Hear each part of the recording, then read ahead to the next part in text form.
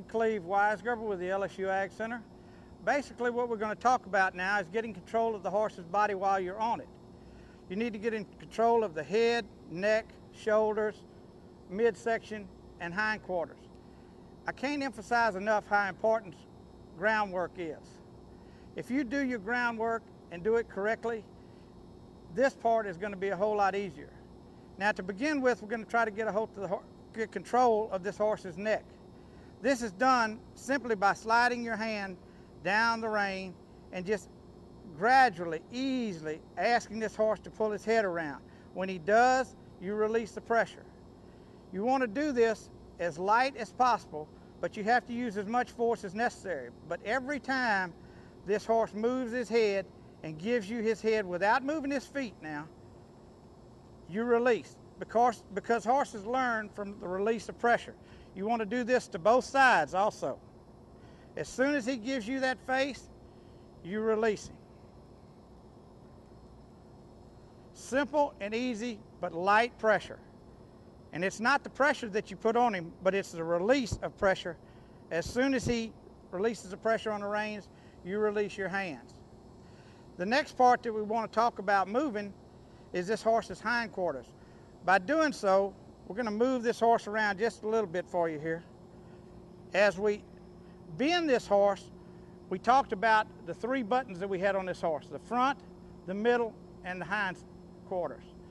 What we're going to do is ask this horse to give us his face just a little bit, put our foot back, and move his hindquarters around with his front feet basically staying still. Again, we want to do this from both sides. Simply ask the horse for his face, put your foot back, move his hindquarters around, and one step is all you really want to begin with, but as you progress, you can ask for more. The next part we're going to move is his front shoulder. We're going to do this by simply asking for his face, reaching up and pushing on his shoulders, moving his shoulders away.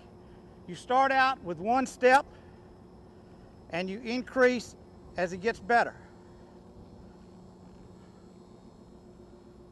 After you have developed your horse to where you can disengage his hindquarters and his shoulders, the next thing you're going to do is you're going to move your foot into the center position, and you're going to ask this horse to move away from your leg and do a side pass, as we talked about earlier. This is simply crossing both front and back feet.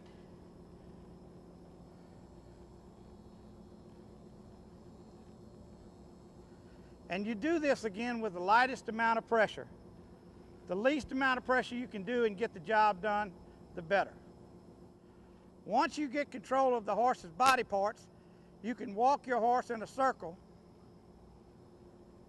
And as you do this, take a hold of his face, put your inside leg on him, and he'll continue to go around your leg. Again, you do this in both directions by just asking for his face, putting your pressure on the inside, let him walk around your leg. Once you've done this at a walk, you can do it at a trot. You want your horse to give to that pressure and stay in that circle around your leg.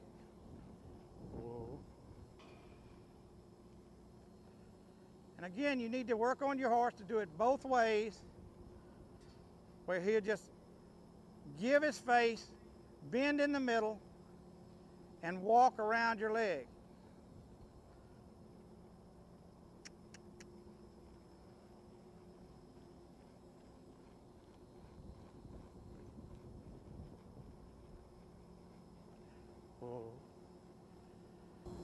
Okay, as we're developing control of our horse, we're getting control of his shoulder, his belly, and his hip. We're getting control of his face, doing various exercises. The other thing that we're going to do is try to develop some flow. So we're going to do some circles, some straight lines, bend and flex the horse.